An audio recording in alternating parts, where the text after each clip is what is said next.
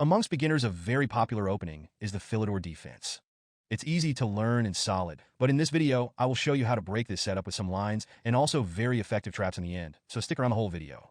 e4, e5, knight to f3, and with d6, black is officially entering the Philidor Defense. Already, you might notice this setup is less ambitious than others, allowing white to dictate play. Now, you push your pawn to d4, immediately striking at the center. Black develops their knight to f6, counterattacking on e4. In response, you bring out your second knight to c3, reinforcing the center. Black follows up with knight bd7, supporting their e5 pawn, but leaving their light-squared bishop undeveloped for now. It's your turn to take the initiative, and you develop your light-squared bishop to c4, targeting the vulnerable f7 square. Black plays bishop e7, preparing to castle and solidify their position. Both sides now castle kingside, completing their initial development. Here's where the game starts to get interesting. You expand on the queen side with a4, looking to gain space and possibly prepare for rook activity along the third rank. Black counters with c6, securing control of the b5 and d5 squares and preparing for future central counterplay. You bring your rook to e1, reinforcing the center and eyeing a potential e-file opening. Black pushes their b-pawn to b6, planning to fianchetto their light-squared bishop.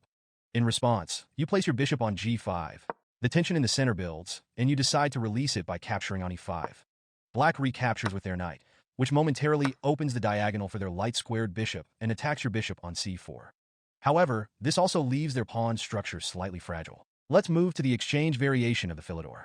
Once again, the game begins with e4 and e5, followed by knight f3 and d6. This time, after you push d4, black decides to capture on d4. Instead of recapturing with a knight, you bring out your queen to d4, taking immediate control of the center. Black develops their knight to f6. You calmly develop your bishop to g5, pinning the knight to their queen. Black responds with b7, breaking the pin and getting ready to castle. You continue your development with knight c3, and black castles kingside.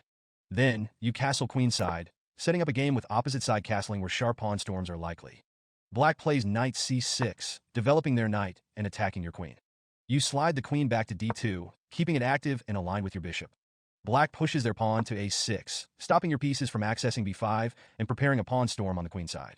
To ensure your king's safety, you move it to b1, a standard maneuver in such positions. Black begins their pawn storm with b5, gaining space on the queen side and potentially displacing your c3 knight.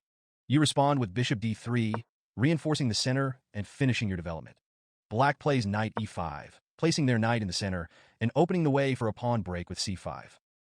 Your next move should be to capture the knight and start pushing on the king's side. Black's pawn push might look scary, but there is no actual threat. Finally, let's take a look at this tactical sequence of the Philidor.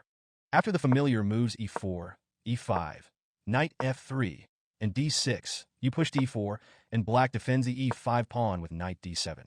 Instead of waiting, you develop your bishop to c4, targeting the f7 square. Black pushes c6, shoring up control over d5 and preparing to push d5 themselves. You bring out your knight to c3, supporting your center. Black plays bishop e7, but you decide it's time to release the tension by capturing on e5. Black recaptures with their pawn, but this leaves the e5 pawn vulnerable to tactics. You jump in with knight g5, threatening a devastating attack on f7. Black tries to avoid immediate disaster by capturing your knight with their bishop.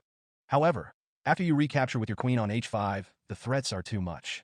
You're simultaneously attacking f7 and the loose bishop on g5. Black plays queen e7 to defend f7, but you simply capture their bishop on g5. Now, you've gained material and maintain a lead in development, with your pieces poised to dominate the board. After pawn to d4, black develops with knight to d7, a move aimed at reinforcing the center, while you place your bishop on c4, setting your sights on the vulnerable f7 square. At this point, things can take some fascinating turns. Suppose black instead plays knight to b6, chasing your bishop. You calmly retreat it to b3, and if black gets greedy with pawn takes d4, you strike back with queen takes d4. Now their queen joins the action with queen to f6, trying to pin your knight, but you sidestep the pressure with queen to d3, keeping everything safe. Black might develop with bishop to g4, but this creates a devastating opportunity for you. You respond with bishop to g5, ramping up the pressure on their pinned queen. The mistake is if black grabs your b2 pawn with queen takes b2, you deliver queen to b5 check. Black defends with pawn to c6, but this only sets up the spectacular finish. Bishop takes f7 check, which opens your queen sight to enemy queen, and then you collect the free queen.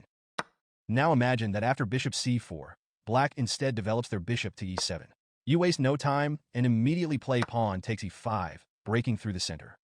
If black captures with the pawn, you calmly play queen to d5, threatening mate. Only way to stop this is with knight h6, which you capture with your bishop. If black takes the bishop, it is checkmate in one move. The only way black can save himself is to castle. Ignore the bishop. You then come back with it and you have a much better position.